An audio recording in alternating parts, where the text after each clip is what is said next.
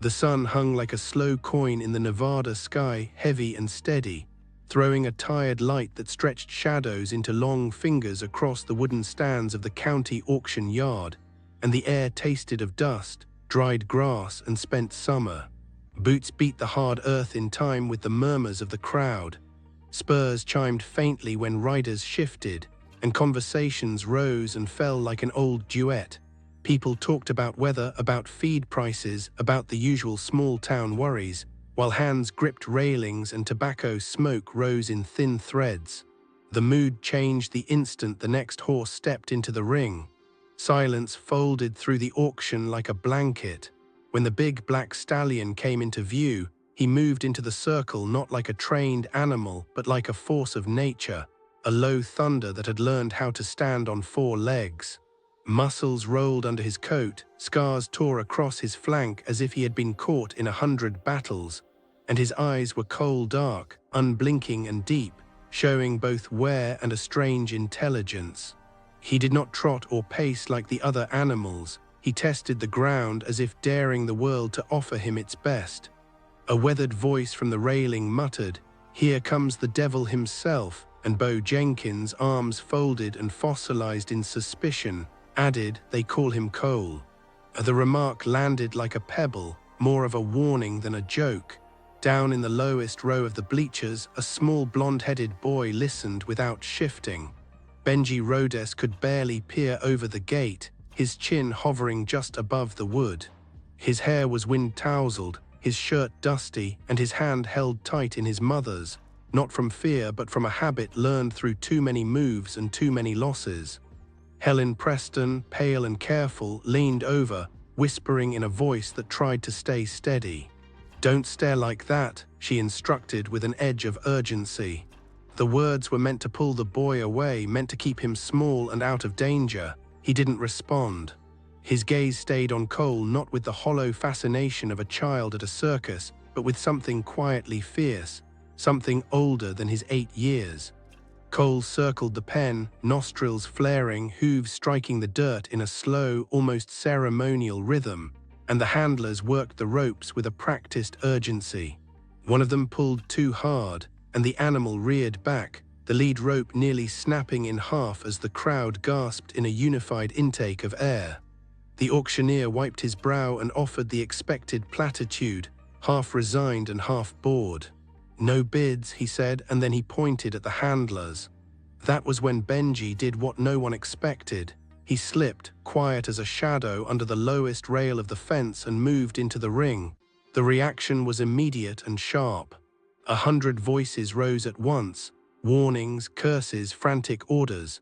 Bo Jenkins barked for someone to retrieve the child and began to climb down.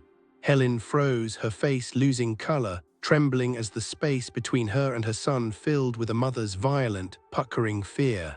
But Benji did not flinch. He walked, tiny boots whispering against the dust, until he stood inches from Cole, close enough that the horse could have turned and consumed him in an instant. The crowd leaned forward as one. The handlers hesitated. Cole paused, his breath coming in heavy rolls, ears pricked in odd curiosity. For one breath the world held still. Benji lifted his hand slowly, palm open like an offering, and reached for the horse's face. It was a simple motion that would have been crazily brave if it were for any other reason than a child's trust. For a heartbeat, the stallion looked as if he would explode into violence, but instead he dipped his head and let the small hand rest upon his forehead. The crowd exhaled without sound. Cole's lids dropped, his body slackened in a way no one had seen him relax, and Benji's eyes closed too. Something unseen crossed the space between them, an exchange that wasn't loud or obvious but which everyone could feel tugging at the air. The dangerous animal was quiet, no longer a threat, and the room's rough edges smoothed for a moment. 2 ranch hands dove forward, ropes coiled and ready, but as soon as their boots touched the dirt, Cole blew out a long, deep snort that carried caution rather than anger. He pivoted and planted himself between the boy and the men as if shielding him from a storm. Hands stopped mid-reach like actors holding a breath. Even Bo Jenkins' voice lost some of its bite. The man muttered, then fell silent. Cole's posture was steady, watchful, almost human in its protectiveness. Benji turned his chin toward the halted handlers and said softly, "He doesn't want to hurt anyone." The words should have sounded impossible, and they did, but they also hung in the warm air and commanded a different kind of attention.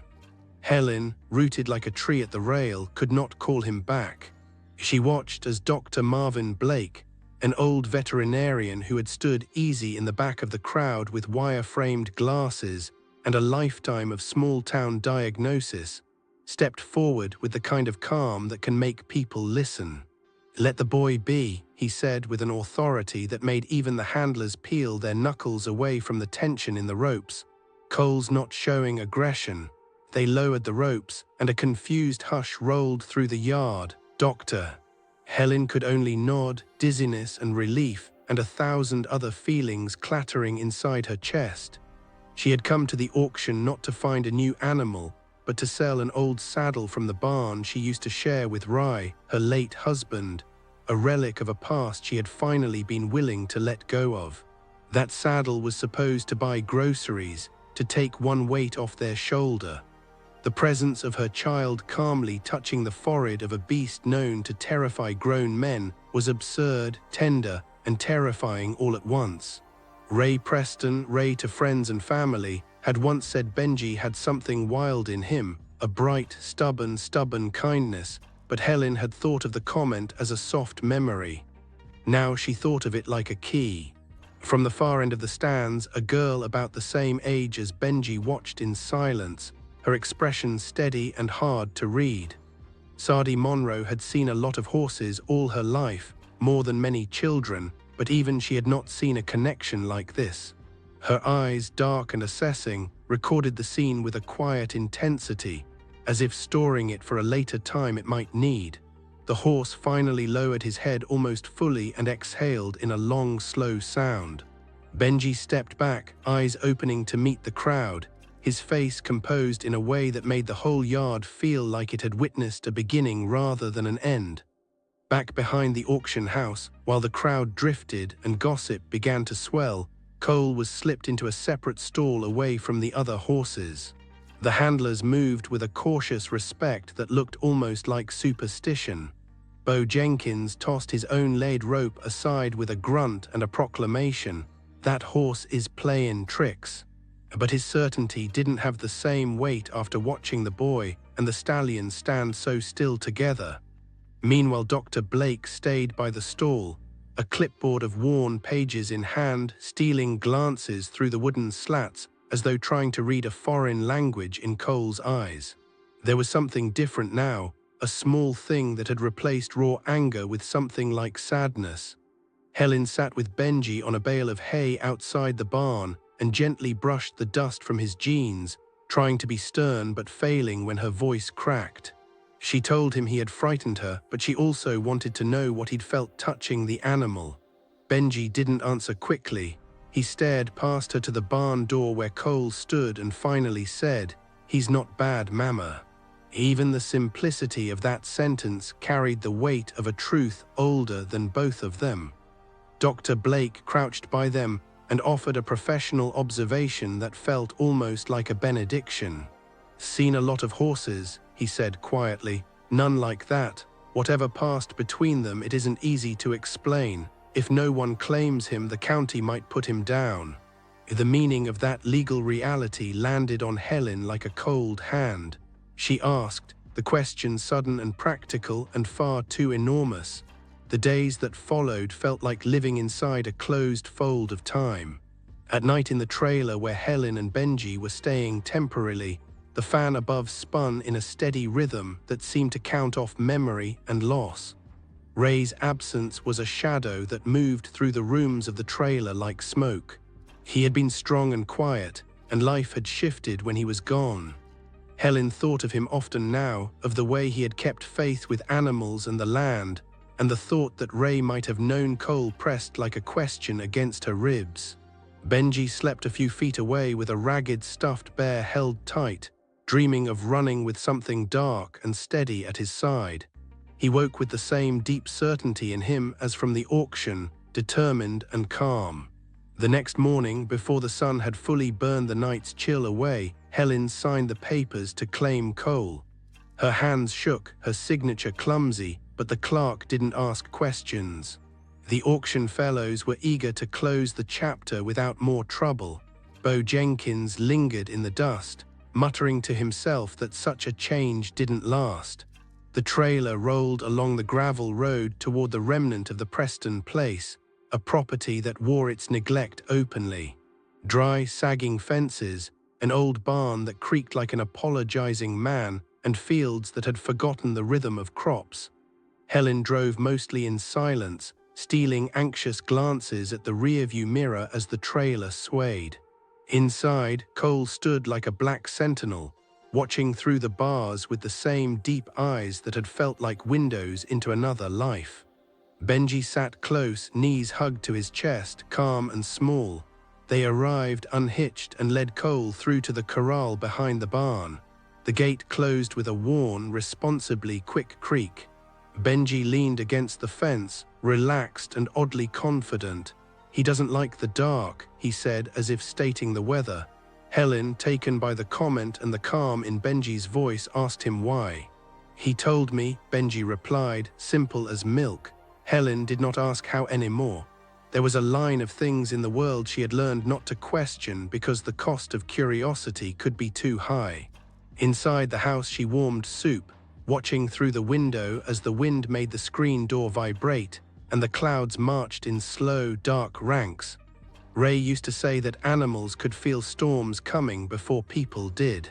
Helen wondered now if people could feel storms inside animals and what it meant if a child could read that feeling like weather. The first actual night at the Preston place was not quiet. Cole did not sleep, and neither did Benji. Helen found him around midnight on the porch steps wrapped in a blanket, staring toward the barn as if the dark there was a living thing he needed to keep an eye on.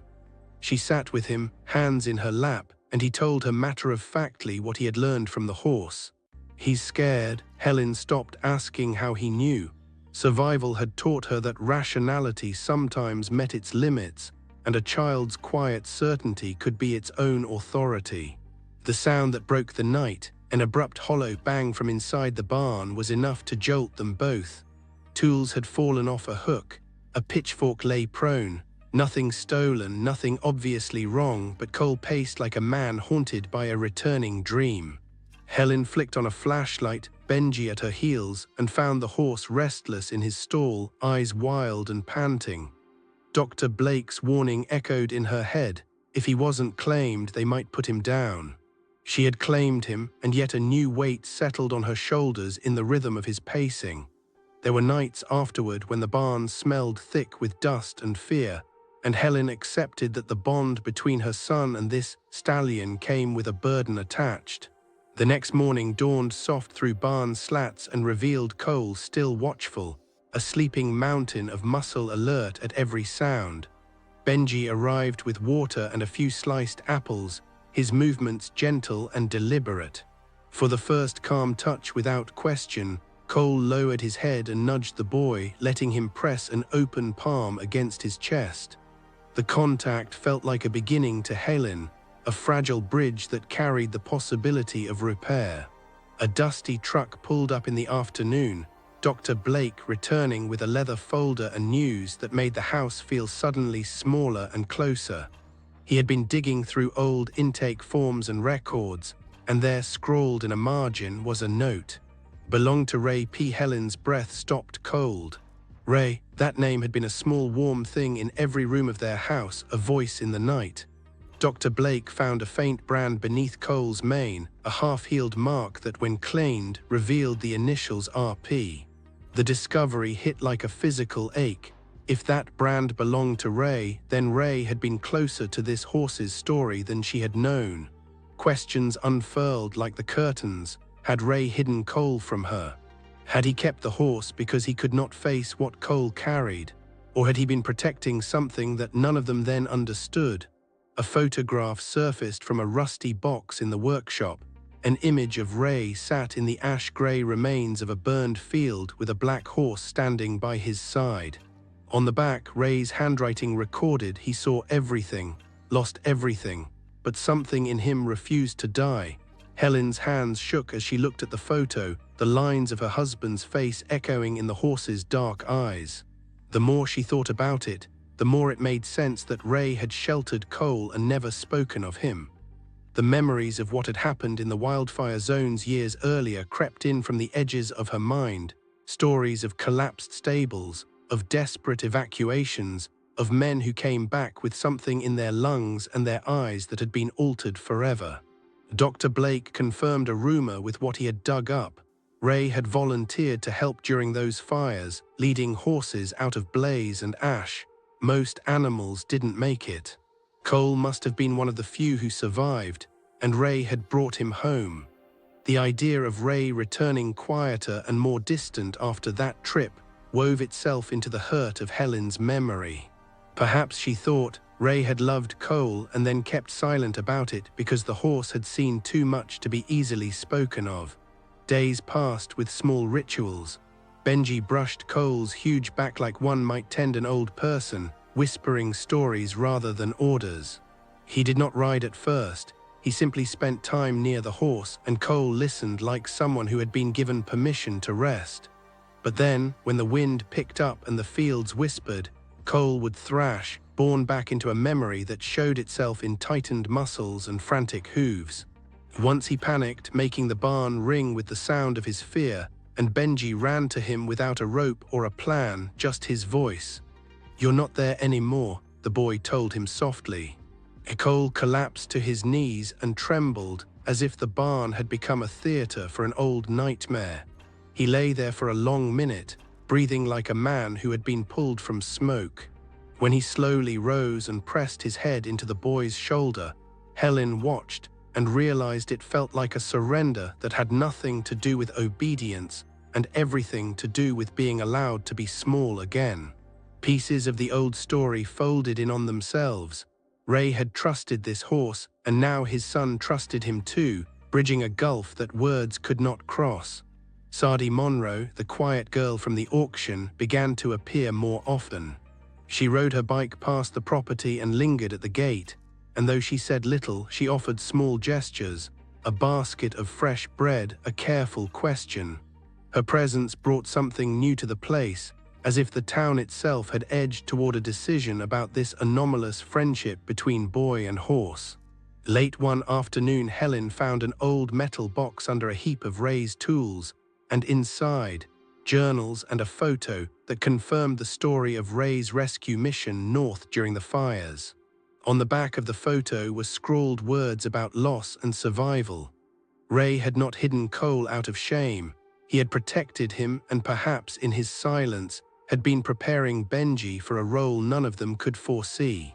The days spun threads of new normalities, water buckets, vet visits, the slow, patient work of proving a point to a skeptical county. Yet there were moments of return that were sudden and brutal.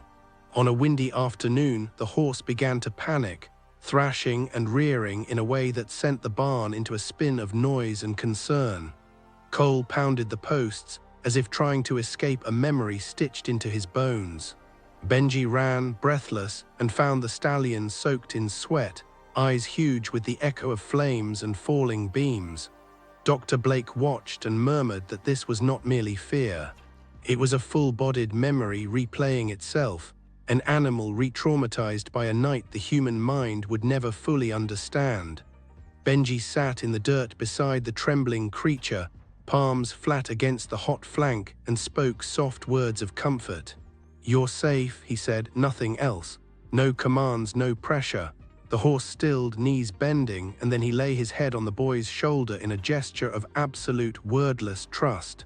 It looked to Helen like a chain unfastening, like the sound of a long-held breath finally released. That night, rumors went around town. People debated in the store, in the diner, at the feed supply about whether a dangerous animal should be allowed to remain. Bo Jenkins watched from his truck with the same stubborn doubt, refusing to accept that what he'd seen could be anything other than a fleeting trick. Then came the paperwork. A thick envelope stamped with a county seal, a formal complaint about a dangerous animal on private property.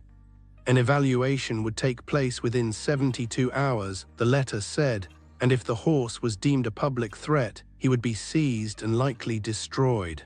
The inevitability of bureaucracy loomed larger than Helen's will.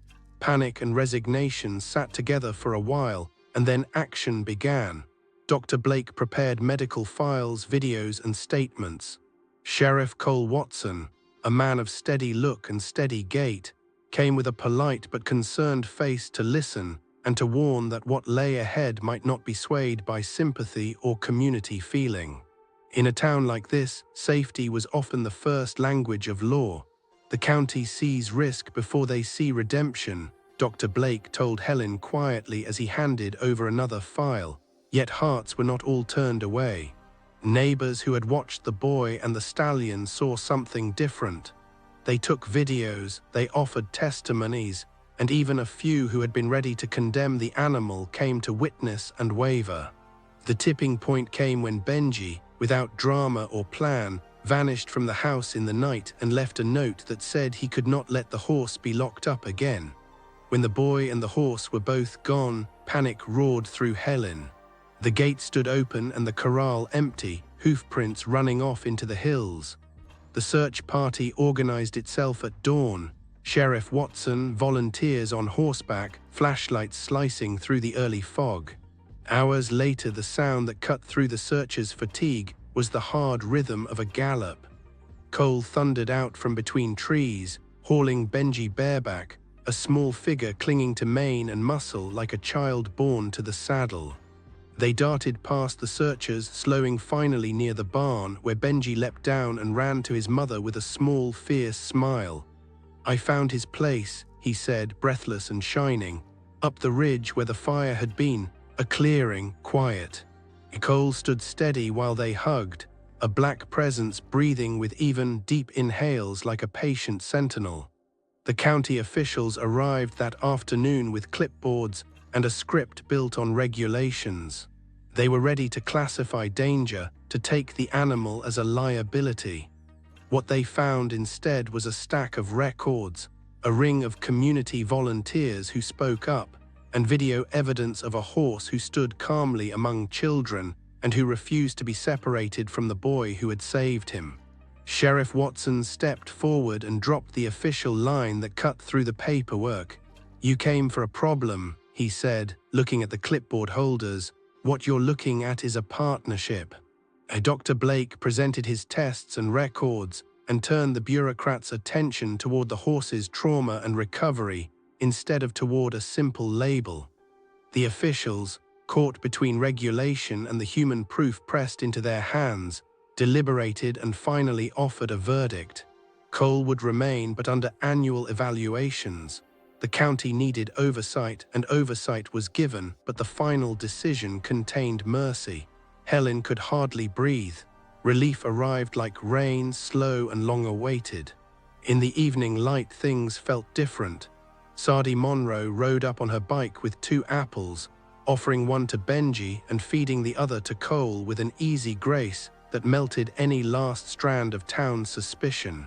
The field held nothing of the wildness that had once made Cole a threat.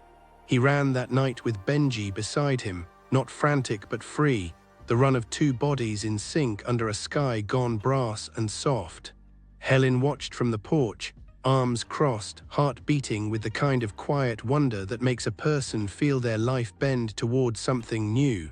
In the hush of that late sunset, the truth felt simple and unarguable. Sometimes the most broken beings are waiting for someone brave enough to touch the pain, and when that happens, what was sharp and dangerous can become whole again. The scars remained on Cole's flank, the brand of Ray Preston a permanent map on his hide. The county forms remained filed away for annual review. The past did not disappear, and loss did not unlearn itself, but a new chapter had opened for a boy and a horse who had found each other against the odds. The ranch settled into a different kind of busy, feed deliveries, vet checks, neighbors stopping by with small comforts, and the steady ritual of work that makes wounds knit more slowly and surely than any single act of kindness.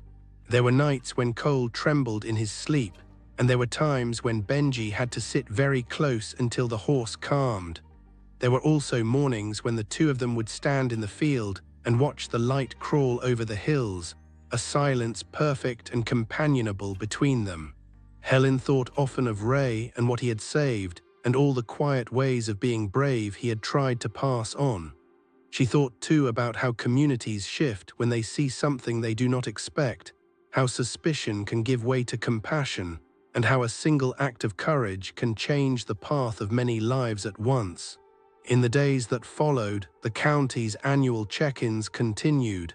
Dr. Blake kept his notes meticulous, and Sheriff Watson kept an eye out, but no longer with the bite of suspicion.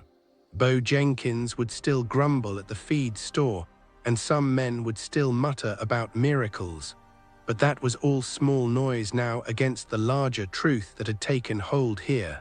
A boy and a horse had found a way to repair each other. Life returned to a softer rhythm. Benji learned to ride properly with the careful patience of a child and a teacher, and Sadi became a friend who shared Saturday mornings helping with chores. Helen found a new steadiness in the way she moved through the day, a quiet resilience that came from surviving and then choosing to protect something fragile. The land itself seemed to respond, slow green hints in the fields where seeds had been scattered, a promise that things could regrow. And through it all, Cole remained a testament to the strange mercy of connection. The scars on his side would always be there, the brand a reminder of who had once owned him and who had once saved him.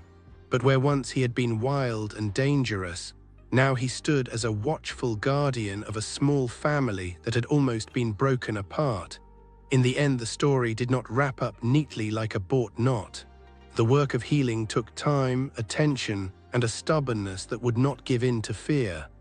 The rescue had not been only an act of saving an animal, it had been an act of saving a boy's childhood, a mother's hope, and the last fragile pieces of a man's quiet legacy.